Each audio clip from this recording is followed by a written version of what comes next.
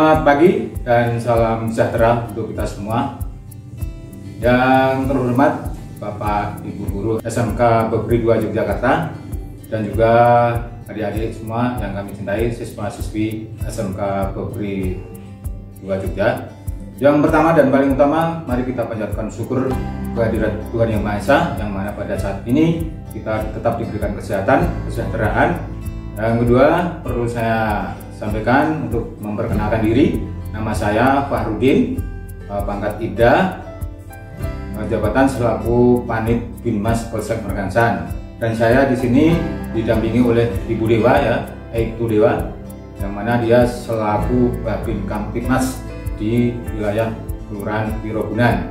Nantinya adik-adik semua pasti akan bertemu karena Ibu Dewa sering sambang-sambang ke sekolahan atau ke kantor-kantor atau warga lainnya yang dianggap rawan. Pada kesempatan ini saya akan mengisi nafsa atau narkoba, ya. Namun demikian, sebenarnya saya juga mengucapkan selamat kepada adik-adik semua yang sudah diterima di sekolahan sini. Kalian harus bersyukur dan lebih bangga bisa di sekolah sini yang nantinya akan bermanfaat untuk masa depannya. Barangkali dari kalian semua sudah pernah melihat apa sih bentuknya nafsa atau narkoba itu? Barangkali atau mungkin malah sudah ada yang pernah menggunakan atau memakai, tapi saya punya keyakinan sendiri kalian pasti belum pernah menggunakan. Karena apa? Kalau misalnya pernah menggunakan, nggak mungkin bisa diterima di sekolah ini. Narkoba itu biasa disebut yang lebih arti luas yaitu nafsa. Narkoba itu singkatan dari narkotika, psikotropika, dan bahan-bahan terlarang, zat adiktif yang apabila dimasukkan ke dalam anggota tubuh manusia, baik itu melalui suntikan, dihisap atau diminum, itu bisa berakibat fatal bagi tubuh manusia, yaitu bisa mengubah perilaku, pikiran atau perbuatan, emosional, itu semuanya pasti berubah dan nanti efeknya bisa menjadi ketagihan. Kalau sudah menjadi ketagihan, nanti bahayanya di sini. Biar supaya tidak ketagihan, kalian jangan sampai sekali-kali mencoba memakai narkotika, baik itu sabu-sabu, pil, ataupun ganja, ataupun miras. Karena itu semuanya nanti akan menjerumuskan kalian semua. Karena itu nanti bisa merusak otak saraf pusat. Kalau yang pengguna bisa direhab di Pakam di Indonesia. Kalian nanti bisa berkumpul sama orang pasien dan sana. Lebih baik kalian ini daripada buat narkoba, kebutuhan lain, sekolah. Kemudian sekarang ini Undang-Undang Nomor 22 tahun 97 tentang apa yang dimaksud itu dengan narkotika.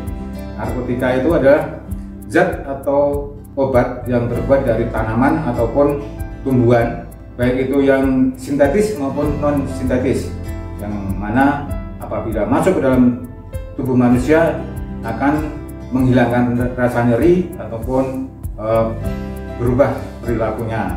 Nah, sedangkan psikotropika itu zat yang terbuat dari zat obat atau adiktif, baik itu narkotik ataupun alkohol, yang nantinya memakainya bisa digunakan melalui diminum atau diminum kalau narkoba seperti ya, karena itu berbentuk kristal. Sedangkan untuk di lingkungan sekolah ini bahaya narkoba itu sangat rawan sekali, ya. Makanya saya tekankan sebelum kalian ini terjerumus ke narkoba atau nafsa, lebih baik jangan sekali-kali mencoba untuk menyalahgunakan narkoba, apalagi sampai pengedar. Kalau sempat pengedar, itu nanti ancamannya kalian masuk penjara. Dan apalagi sekarang ini untuk kasus narkoba itu minimal ancamannya 12 tahun penjara. Itu ancamannya. Tapi nanti vonisnya bisa pulang. Tapi setidaknya itu menjadi perhatian para penegak hukum. Kalau pengguna narkoba pasti hukumannya berat.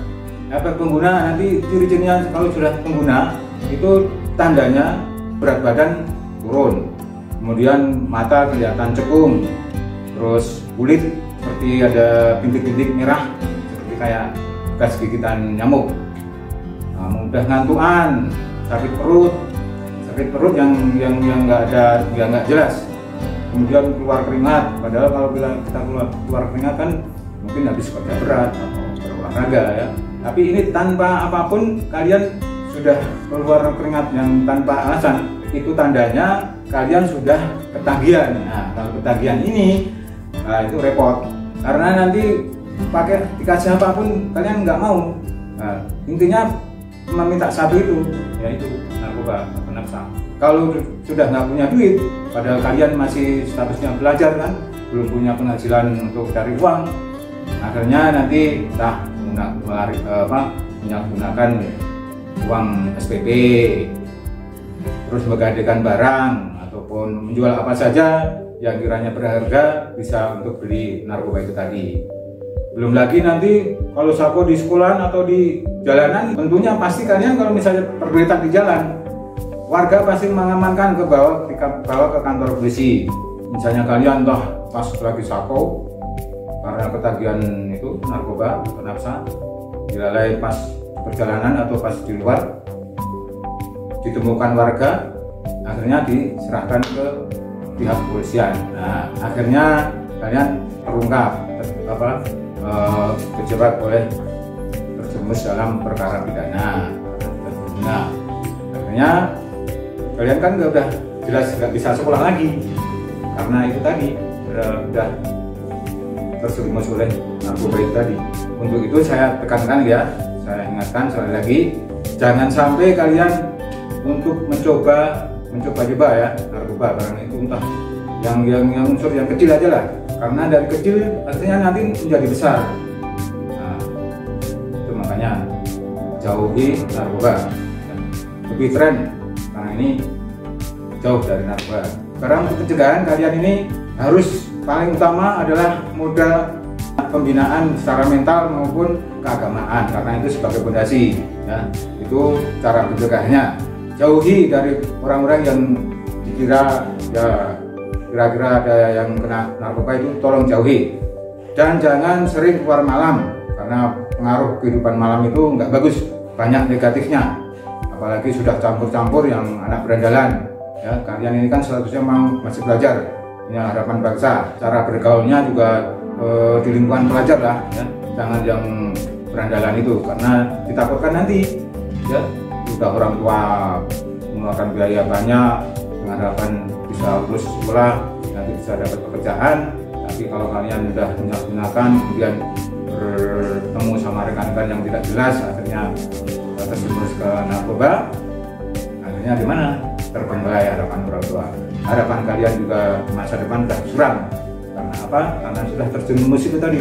Karena kalau sudah terjerumus, sudah ketergantungan, itu sulit untuk kembali ke normal.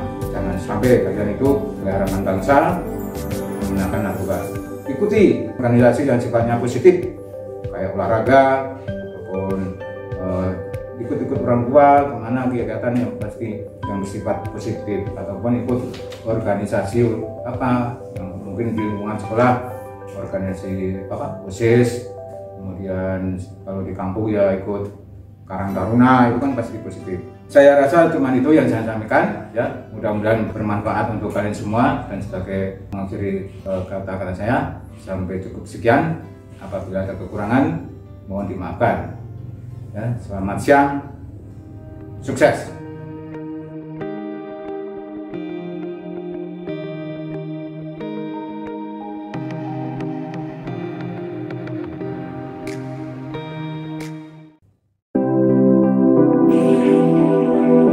Selamat pagi anak-anak, salam sejahtera bagi kita semua. Semoga anak-anak kelas 10 selalu semangat mengikuti kegiatan MPLS SMK Bagri 2 Yogyakarta. Pada kali ini kita akan membahas materi bimbingan konseling.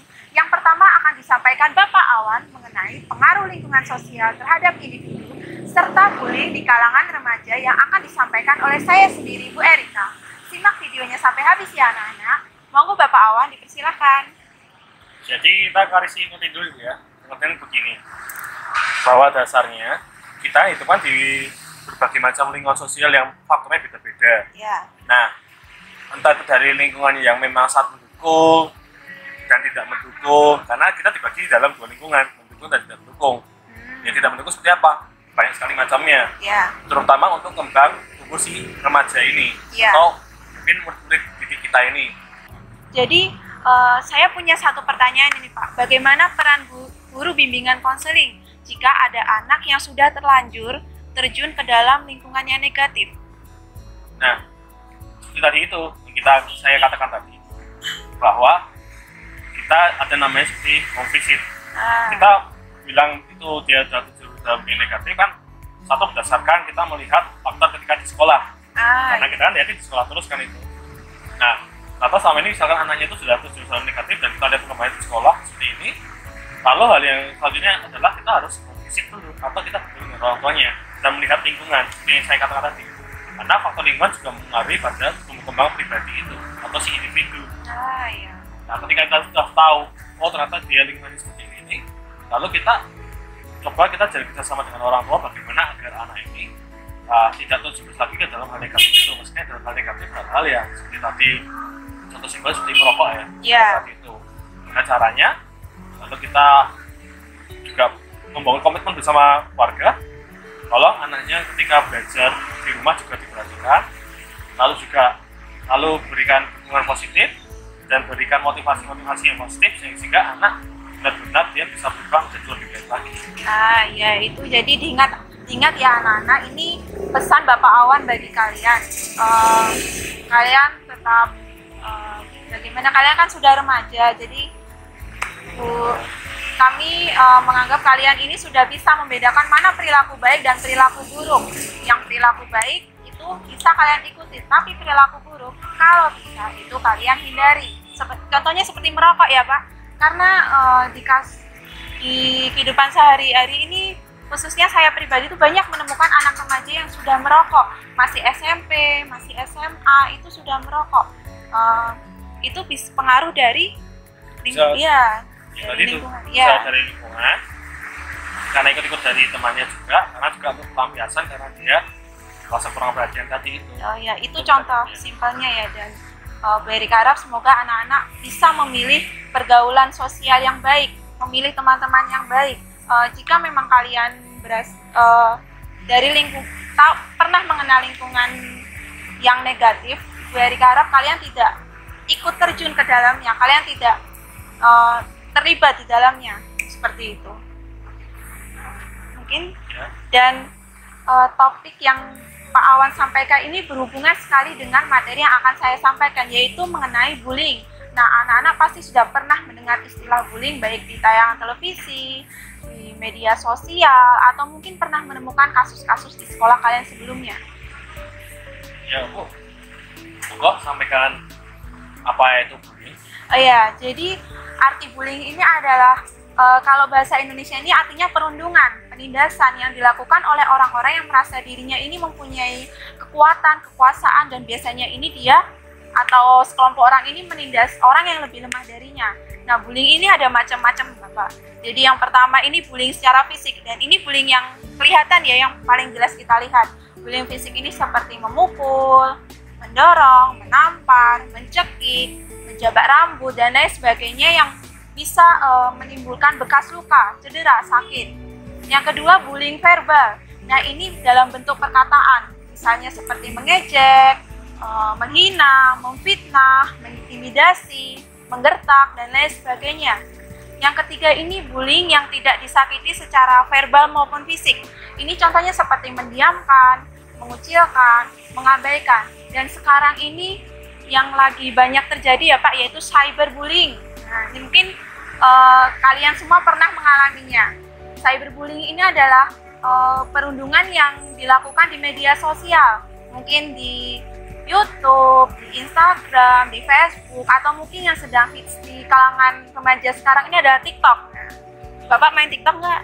Oh nggak. Pasti anak-anak remaja sekarang ini mainnya TikTok ya. Nah, itu kalau kita lihat tuh pasti ada kasus di mana terjadi perundungan, mungkin lewat via video atau lewat komentar yang menimbulkan tidak nyaman bagi pemilik akun maupun pengguna lainnya, seperti itu.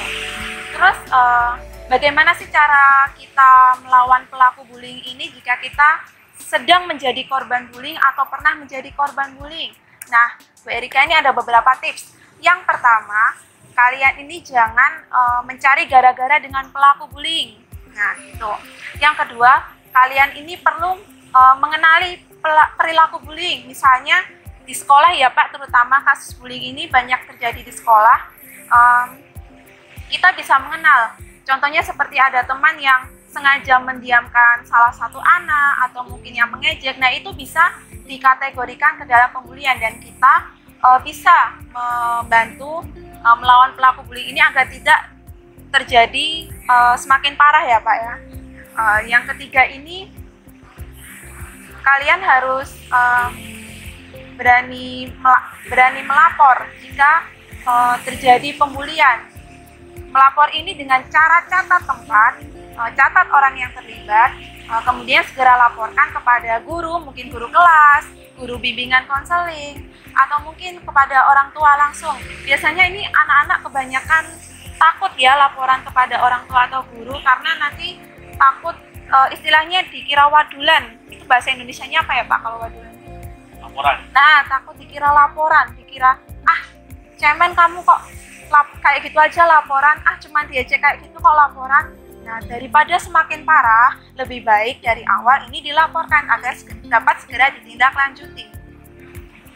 Nah, bagaimana cara tips kita mencegah perilaku bullying ini ya? Yang pertama, kita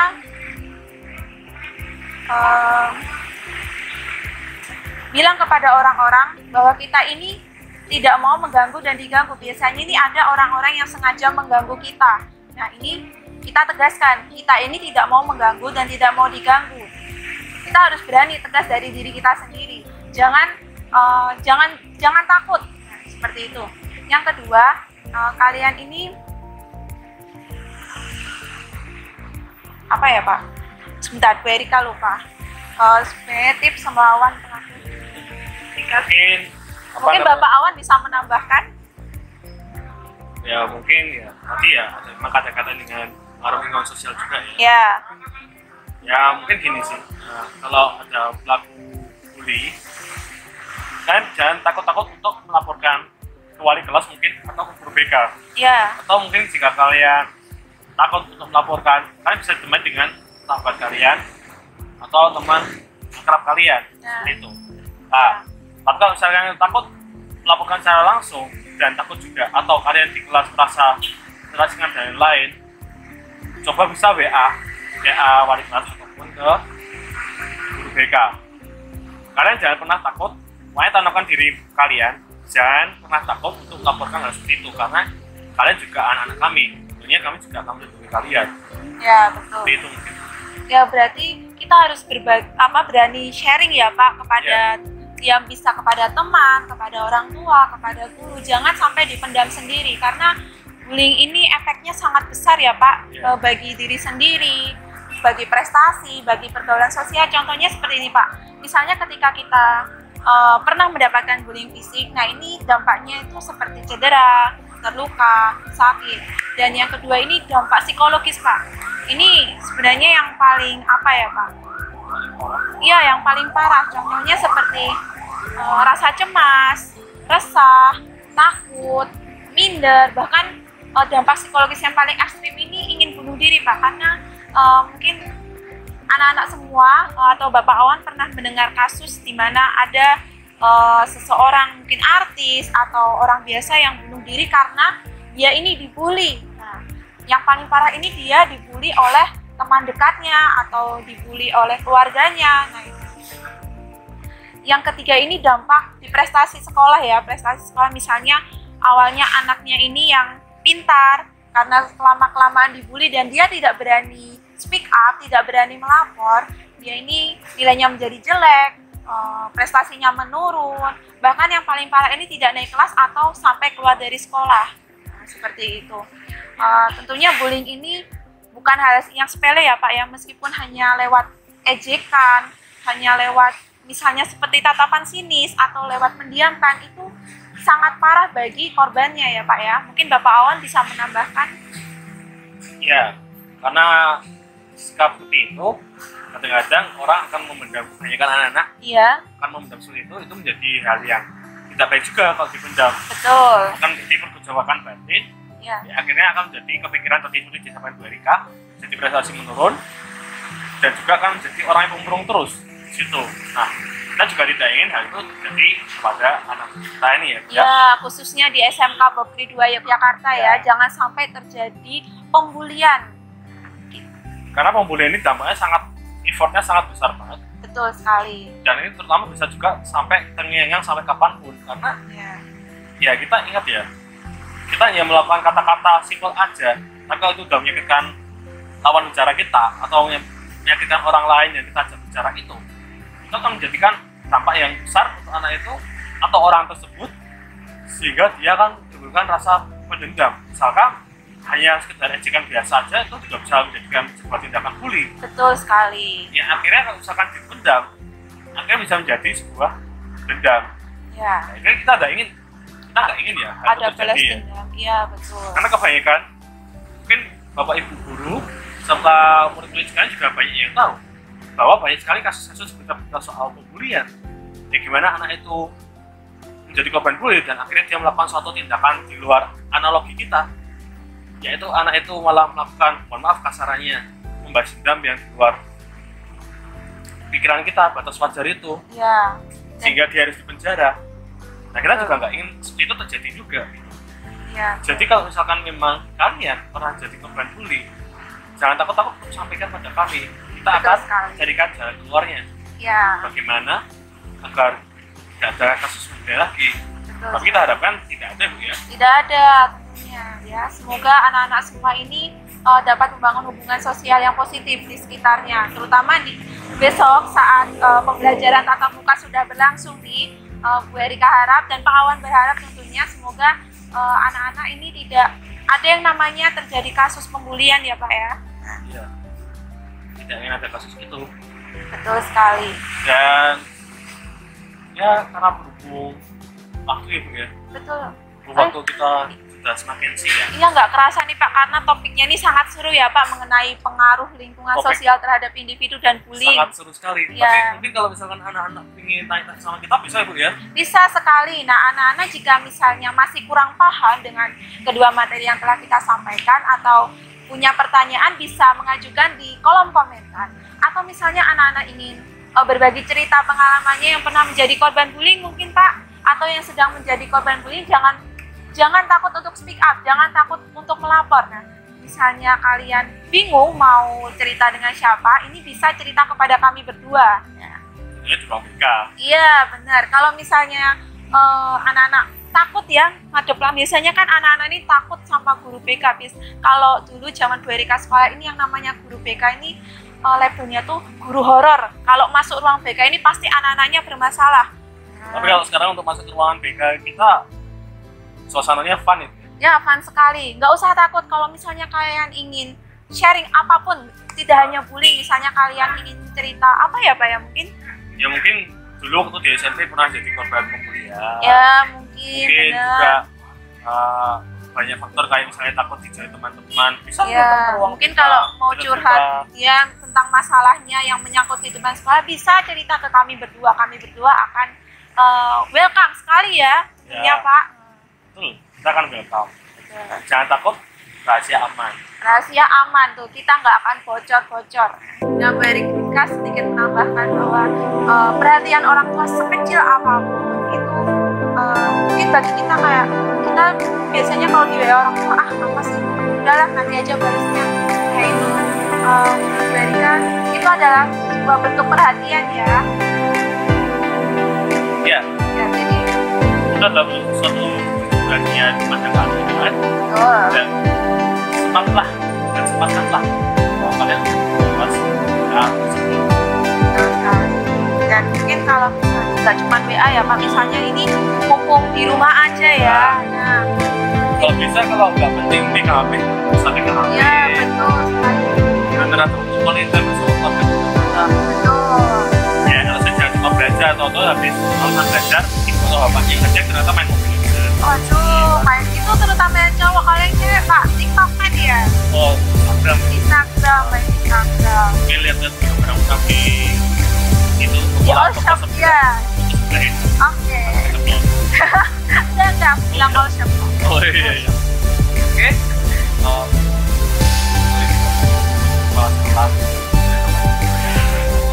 Setelah orang tua yang selesai, kita merasa kita sudah ambil siang dan kita juga kita sudah masa kami tertutup dan juga sudah ya kita ketemu kita dan akhir kata saya Bapak Presiden Trianto, Bapak Kawan serta Dan saya Paulina Erika Setiandung, Ibu Erika. kami mohon diri dan sampai jumpa di video lain. Dadah.